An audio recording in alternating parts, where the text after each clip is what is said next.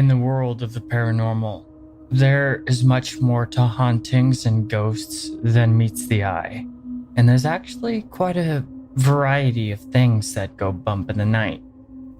But not all ghosts are equally balanced, and some far outclass others.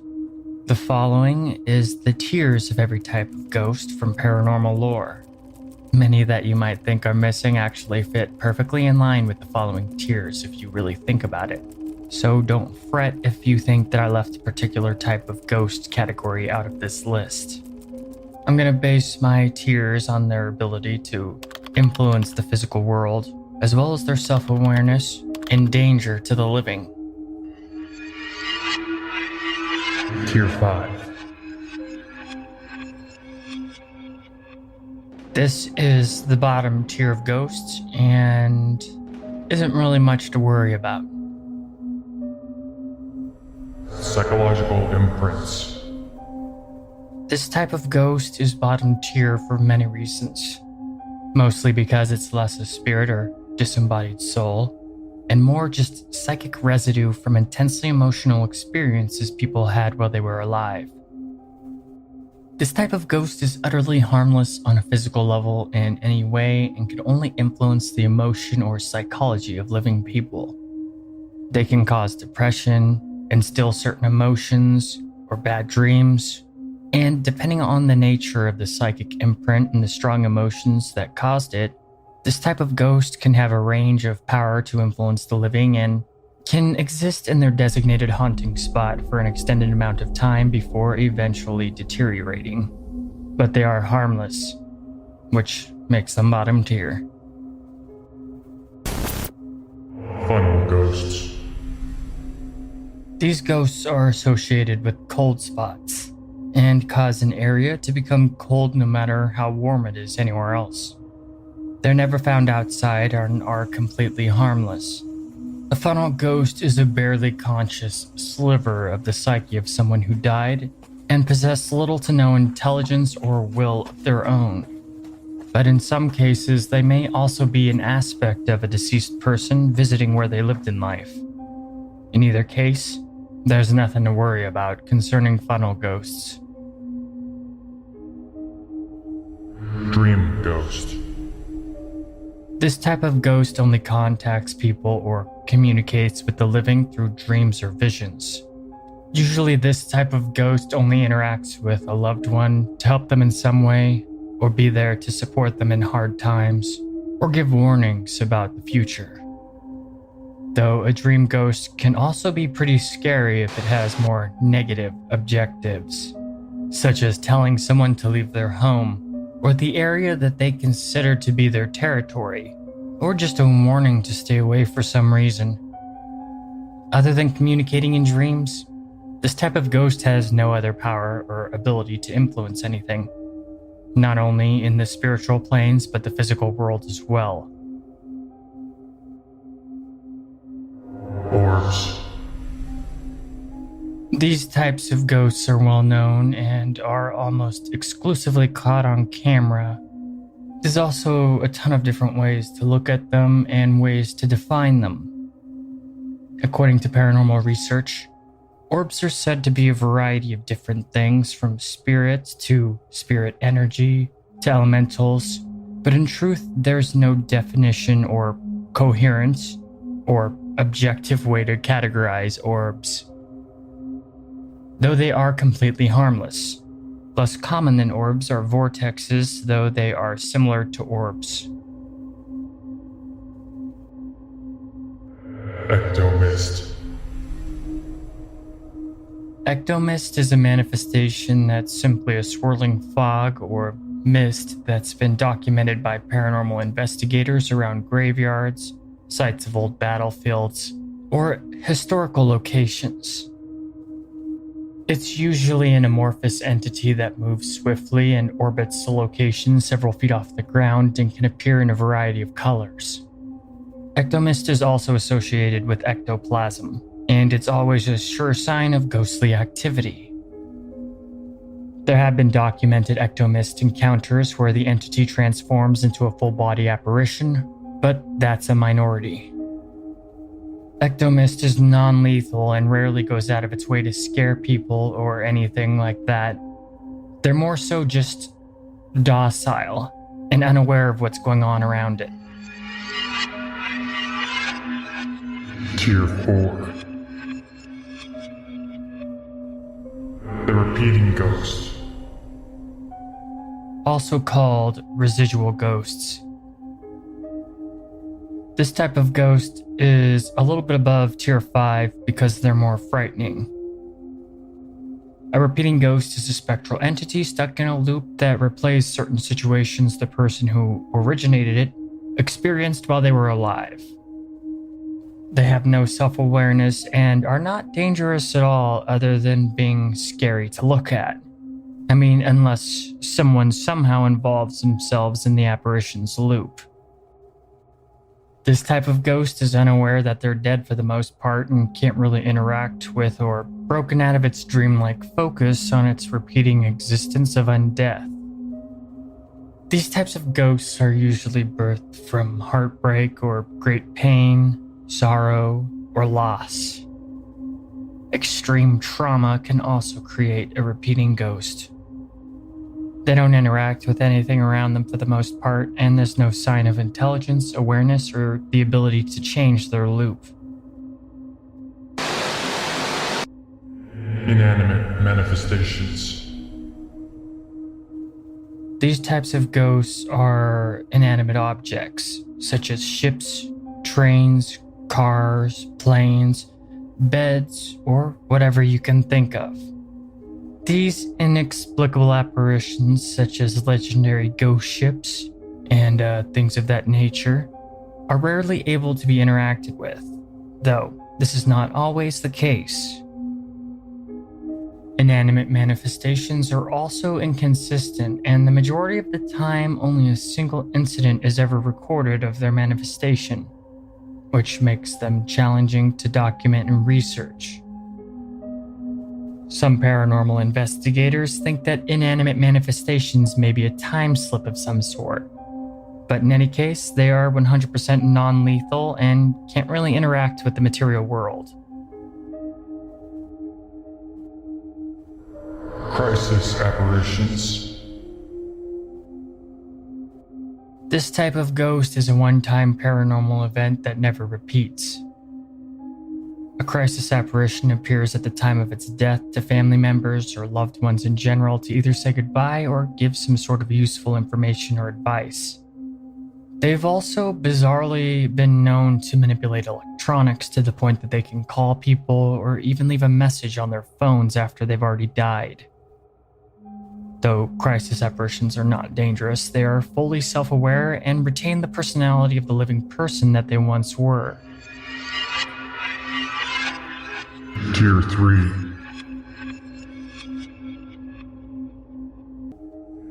Animal manifestations. This type of ghost is fascinating because it's usually assumed that in order to become a ghost, it requires a certain level of intelligence or consciousness, something not really associated with animals, because many believe they lack sentience or self-awareness. Though animal manifestations are almost universally attributed to animals with a higher degree of intellect, so very rarely are the more primal creatures able to manifest themselves as ghosts. Tier 2. Possessed astral bodies. Or possessed energy bodies, etheric bodies, whatever you want to call it. This type of ghost is incredibly frightening and insidious. At first glance, they manifest and actually look like someone who existed, often visiting loved ones or masquerading as that person in some way, such as in a seance. But in truth, the entity behind the apparition is parasitic and not human at all. In occult lore, when humans die, their energy body decays on the spiritual plane, or etheric plane, or astral plane. Certain types of entities can stumble across these floating astral corpses and possess them as their own.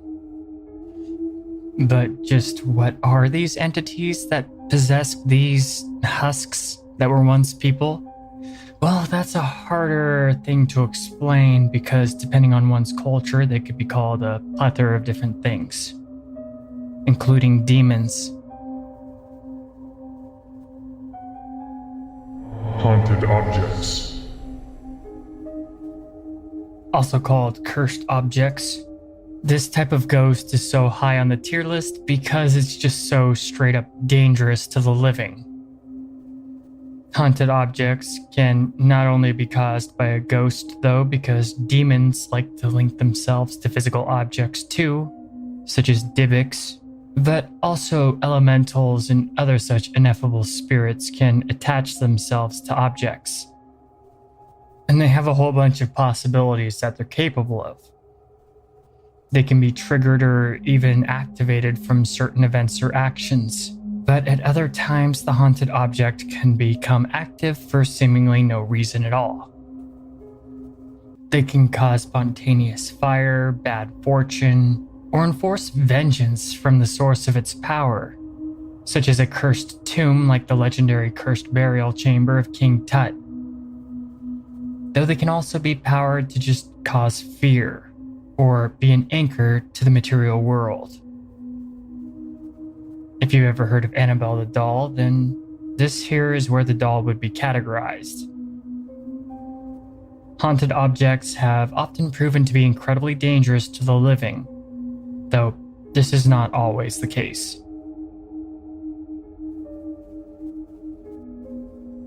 Hungry ghosts.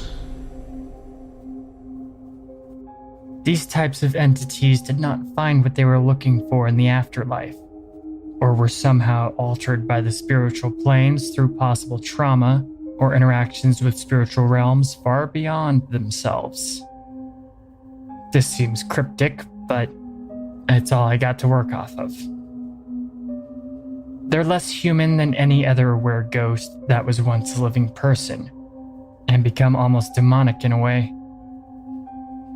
They're in the process of changing into an entity that doesn't resemble anything human whatsoever, and will stalk the living and feed off of their energy. Living ghosts.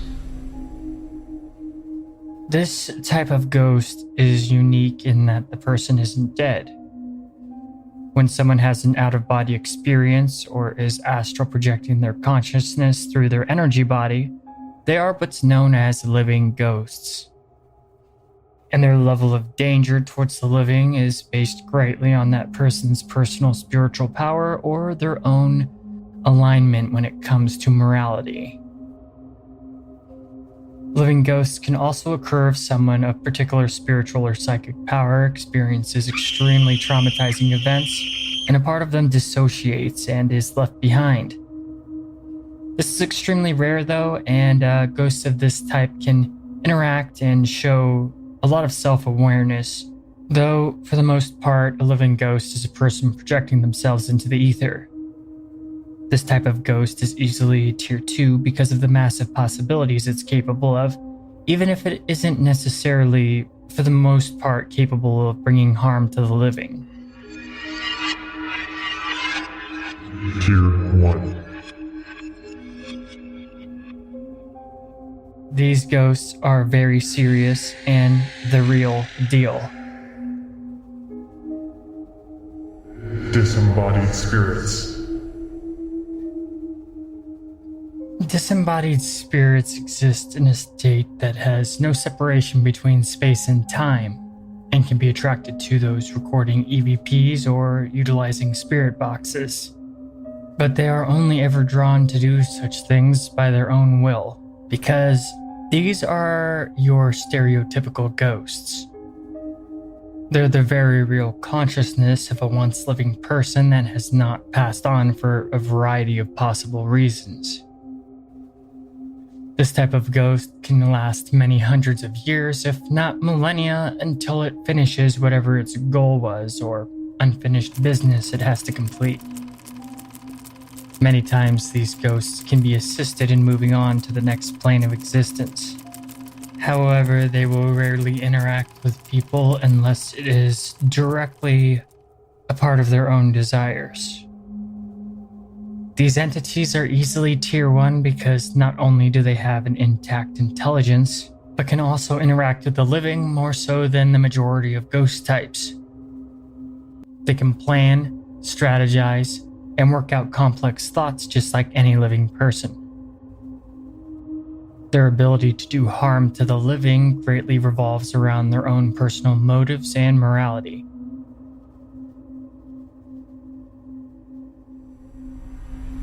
Non-human manifestation.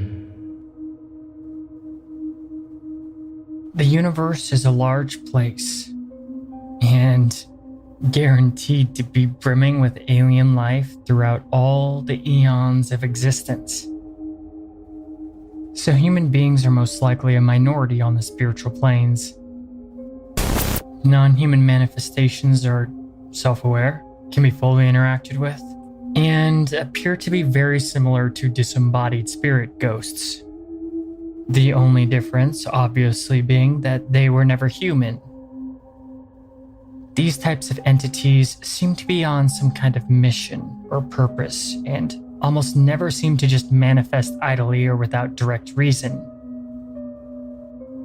However, these entities are not necessarily the ghosts of aliens, but also of entities that never existed in the material plane like human beings do at all, and have even spent their entire existence as fully developed spiritual beings.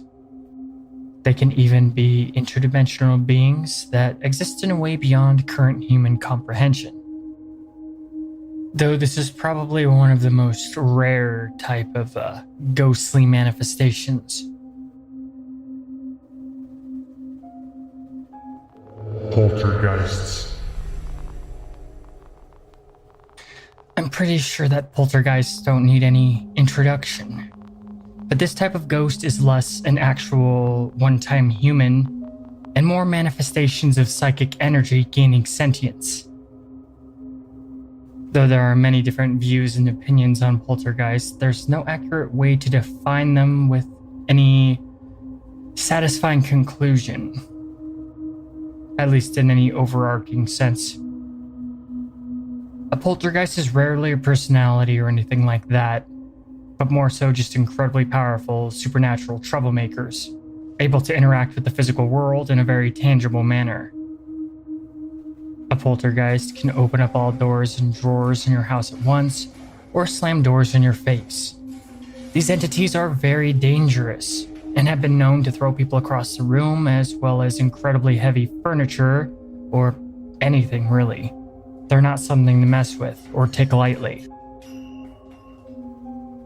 Poltergeists have been linked to the unconscious, and especially prevalent around girls maturing into women, which has made many think that poltergeists are psychic emanations from the girls themselves.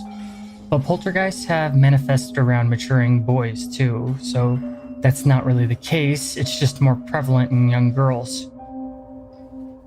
You do not want to experience poltergeist activity, not only for mental health, but physical health as well. Poltergeists have and will kill people, as well as destroy entire families utterly. So, this ghost is a solid tier 1, though its random nature makes it slightly less potent than this higher tier ghost. Tier S. Thought forms and tulpas. This type of ghost, I guess if you could call it a ghost, though not every human, is 100% the product of living humans and exists in an etheric way just like ghosts. Their abilities and power can range from puny and harmless to incredibly destructive and deadly. This type of ghost has also been called an artificial ghost. And the reason that these entities are S tier is because they're not only capable of murdering the living and causing great havoc and harm, but they can also influence humans on a massive level. Thought forms and tulpas can be incredibly unpredictable, manipulative, and powerful. Many encounters with ghosts or paranormal entities have been thought forms mistaken as ghosts or beings beyond the realm of comprehension. Many gods or spiritual beings from antiquity were given life by humans worshipping them, and if that worship ever ceases, they either decline until dissipation or they change to cling on to some thought energy similar to what generated them from other living humans. Hence, an ancient god of the harvest who loses its worshippers can degrade to become a simple ghost stalking a wheat field. As long as people believe in its ghostly legend and feed it with thought energy, it will exist. So they don't always just die off the bat if they lose the energy that generates them. They can also adapt, though it's usually a downgrade. If enough people start talking about a house being haunted even though it's not, or if people believe the house is haunted, a thought form will be born complete with the entire backstory that was made up by the people who were talking about it. If an urban legend starts and enough people talk about it and believe in it, then a thought form is born perfectly in line with the legend. And these entities will do whatever it takes to continue the propagation of energy that not only birthed it, but sustains it. So many ghost stories are not ghosts at all, but thought forms or tulpas. They can look like any normal human, or like a vast amorphous cosmic horror. The egregore especially is a powerful thought form that can influence the psyche of anyone that's a part of the group it's generated from, allowing it to influence the mind of millions to billions of people. Thought forms can also live merely moments before dissipating, or be weaker than any of the ghosts on this list. However, when they're strong, thought forms and tulpas can easily outclass any other ghost. And it's ironic that the top tier ghost was never human,